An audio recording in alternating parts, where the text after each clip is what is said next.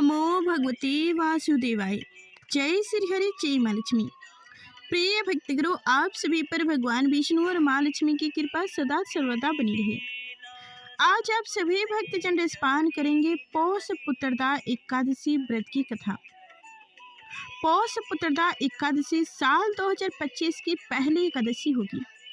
इस दिन श्री हरि की पूजा करने से माँ लक्ष्मी प्रसन्न होती हैं और संतान संबंधी परेशानी से राहत मिलती है।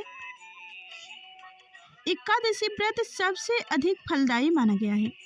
श्री कृष्ण ने कहा है कि संसार में पुत्रदा एकादशी उपवास के समान अन्य दूसरा व्रत नहीं है।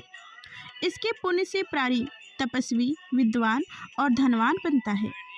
जो कोई व्यक्ति पुत्रदा एकादशी के महात्म्य को पढ़ता या श्रवण करता है तथा विधान अनुसार इसका उपवास करता है, उसे स्वर्ग और संपन्न संतान की प्राप्ति होती है। श्री हरि की कृपा से वह मनुष्य मोक्ष को प्राप्त करता है। पौष पुत्रदा एकादशी की कथा के बिना यह व्रत अधूरा है। पूजा में इसका श्रवण जरूर करें। इस साल पौष पुत्रदा एकादशी 10 जनवरी 2025 को है। तो आप सुनिए पौष पुत्रदा एकादशी व्रत कथा।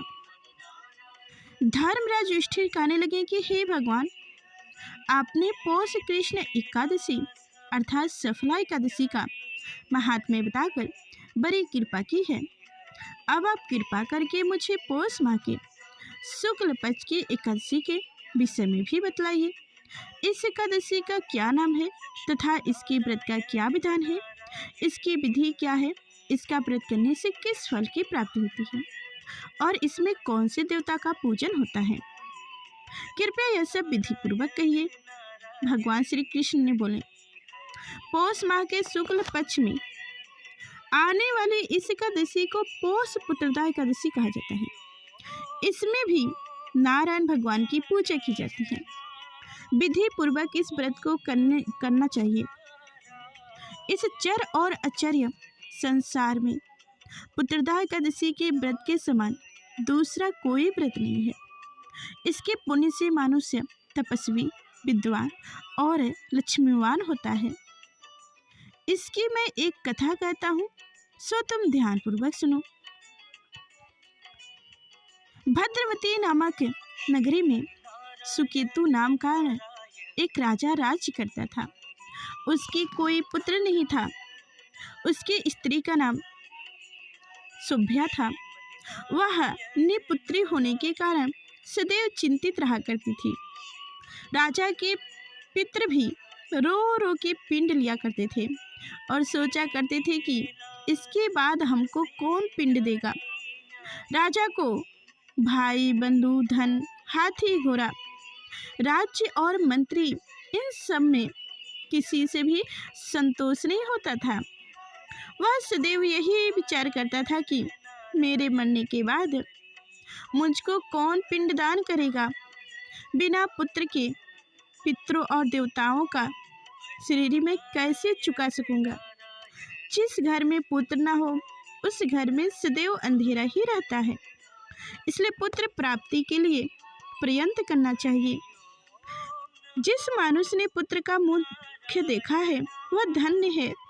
उसको इस लोक में यश और परलोक में शांति मिलती है, अर्थात उनके दोनों लोक सुधर जाते हैं। पूर्व जन्म के कर्म से ही इस जन्म में पुण्य, धन आदि प्राप्त होते हैं। राजा इसी प्रकार रात दिन चिंता में लगा रहता था।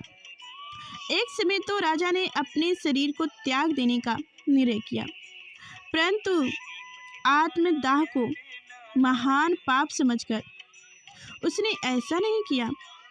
एक दिन राजा ऐसा ही विचार करता हुआ अपने घोड़े पर चढ़कर वन को चल दिया तथा पक्षियों और वृक्षों को देखने लगा।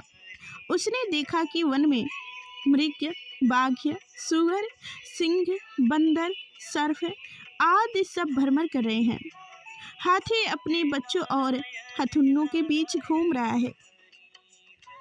इस वन में कहीं तो गैरे अपने कर्कश स्वर में बोल रहे हैं, कहीं उल्लू ध्वनि कर रहे हैं, वन के दृश्यों को देखकर राजा सोच विचार में लग गया। इसी प्रकार आधा दिन बीत गया। वह सोचने लगा कि मैंने कई यज्ञ किए, ब्राह्मणों को स्वादिष्ट भोजन कराया, फिर भी मुझको दुख प्राप्त हुआ है। आखिर क्यों? राजा प्यास के मारे अत्यंत दुखी हो गया और पानी की तलाश में इधर उधर फिरने लगा। थोड़ी दूर पर राजा ने एक सरोवर देखा। उस सरोवर में कमल खिल रहे थे तथा सारस, सिंह, मगरमच्छ आदि विहार कर रहे थे। उस सरोवर के चारों तरफ मुनियों के आश्रम बने हुए थे। उसी समय राजा के दाहिने अंग फड़फड़ाने लगे। राजा शुभ संकेत समझकर घोड़े से उतरकर मुनियों को दंडवत प्रणाम करके बोला, बैठ गया। राजा को देखकर मुनियों ने कहा, हे राजन, हम तुमसे अत्यंत प्रसन्न हैं। तुम्हारी क्या इच्छा है, सो कहो।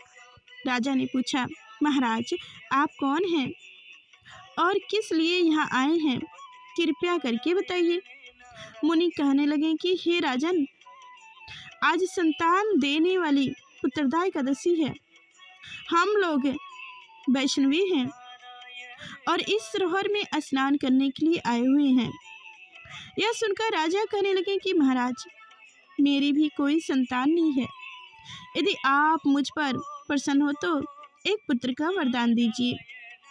मुनि बोले, हे राजन, आज पुत्रदा एकादशी है, आप अवश्य ही इसका व्रत करें। भगवान की कृपा से अवश्य ही आपके घर में पुत्र होगा। मुनि के वचनों को सुनकर राजा ने उसी दिन एकादशी का व्रत किया और द्वादशी को उसका पालन किया। इसके पश्चात मुनियों को प्रणाम करके महल में वापस आ गया।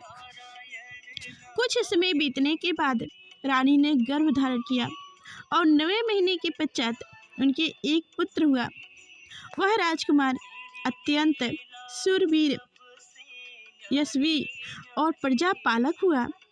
श्री कृष्ण ने बोले, हे राजन, पुत्र की प्राप्ति के लिए पुत्रदा एकादशी का व्रत करना चाहिए। जो मनुष्य इस महात्म्य को पढ़ता या सुनता है, उसे अंत में स्वर्ग की प्राप्ति होती है। जय श्री हरि, जय माँ लक्ष्मी।